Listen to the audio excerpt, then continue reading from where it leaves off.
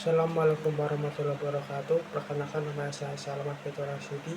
Di sini saya akan mempresentasikan tentang pengertian saya terhadap materi-materi matematika diskrit yang telah saya pelajari selama satu semester ini. Untuk yang pertama adalah himpunan.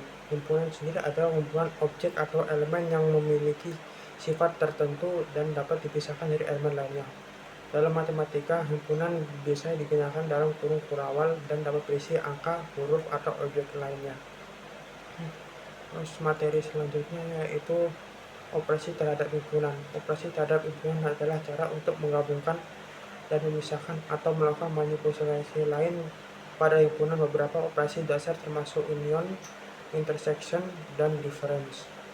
Misal, union menggabungkan semua elemen dari dua himpunan, intersection mengambil elemen yang sama dari kedua himpunan, dan difference mengambil elemen yang ada di satu himpunan tetapi tidak di himpunan lainnya.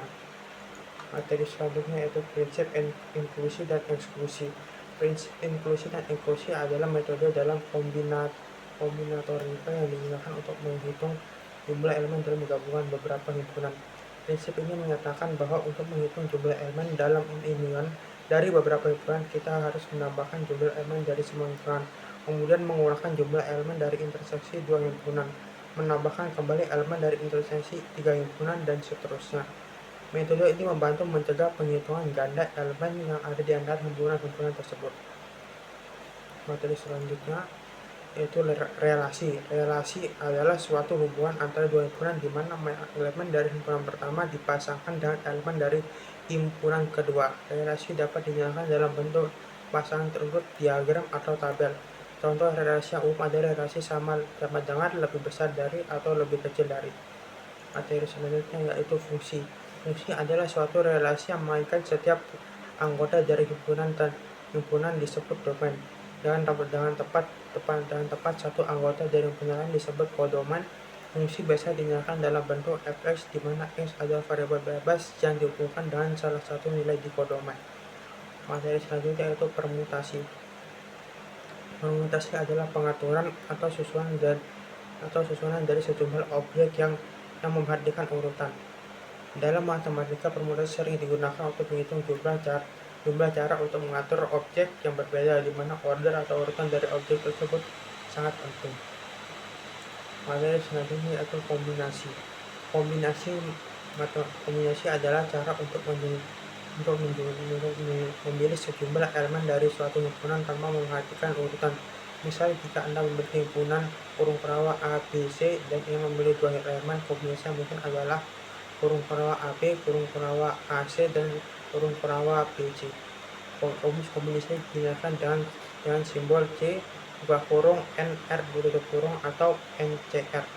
Menghitung jumlah cara memilih R elemen dari N elemen dan dihitung dengan rumus C buka kurung NR buka tutup kurung sama dengan N. Terus materi selanjutnya adalah dasar graf. Graf adalah representasi matematis dari sekelompok objek yang saling berhubungan, di mana objek-objek tersebut disebut simpul dan hubungan di antara objek-objek disebut tepi.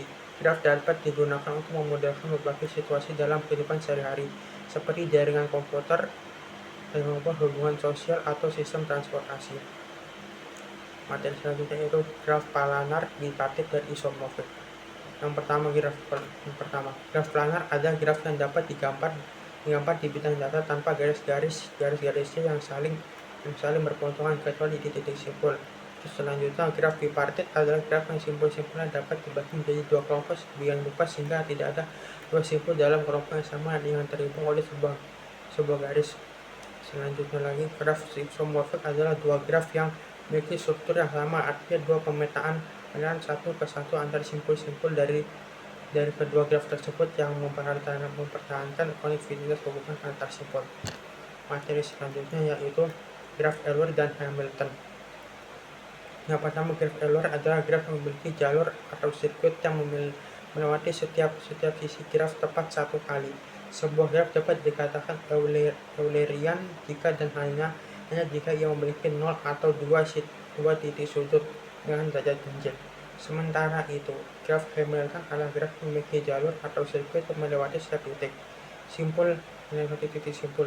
Graf tepat satu kali. Graf sebuah graf dikatakan Hamiltonian jika terdapat siklus yang mencakup semua simpul. Materi selanjutnya yaitu algoritma Dijkstra dan pewarnaan graf. Algoritma Dijkstra adalah sebuah algoritma yang digunakan untuk menemukan jalur terpendek dari satu simpul ke simpul lainnya dalam graf yang memiliki bobot non-negatif. Algoritma ini bekerja dengan cara memperluas simpul terdekat yang belum dikunjungi dan memperbarui jarak dari simpul tersebut ke simpul tetangganya. Proses ini diulang hingga semua simpul dalam graf telah diproses. Selanjutnya, perapatan graf lain adalah teknik yang digunakan untuk memberi warna pada simpul atau sisi dalam graf dengan tujuan tertentu, seperti menghindari dua simpul yang berdekatan memiliki warna yang sama. Ini sering digunakan dalam masalah penjadwalan, pengelompokan, dan pengoptimalan sumber daya. Materi selanjutnya yaitu tree atau pohon. Tree adalah struktur data yang terdiri dari simpul yang terhubung satu sama lain, di mana setiap simpul memiliki banyak anak atau cincin tetapi hanya satu induk atau pairan yang kecuali untuk simpul akar atau root yang tidak memiliki induk. Pohon digunakan untuk mempresentasikan hubungan hierarkis dan memiliki banyak aplikasi dalam algoritma dan struktur data. Materi selanjutnya yaitu minimum spanning tree atau MST. MST adalah subgraf dari graf yang menghubungkan semua simpul atau noda dengan bahkan total bobot sisi edge yang terkecil tanpa membantu siklus. MST sendiri itu biasanya digunakan dalam berbagai aplikasi seperti jaringan komputer, pencarian jalur, dan optimasi biaya dalam pengiriman. Untuk materi terakhir yaitu adalah Huffman dan penelusuran pohon. Huffman sendiri adalah algoritma yang digunakan untuk mengkompresi data yang mengandalkan frekuensi kemunculan karakter. Metode ini membangun pohon biner atau pohon Huffman, di mana karakter yang lebih sering muncul memiliki kode yang lebih pendek, sedangkan karakter yang jarang muncul memiliki kode yang lebih panjang. Proses penelusuran pohon Huffman melibatkan transversan melalui pohon tersebut untuk menghasilkan representasi kode untuk setiap karakter. Sekian pengertian dari saya. Wassalamualaikum warahmatullahi wabarakatuh.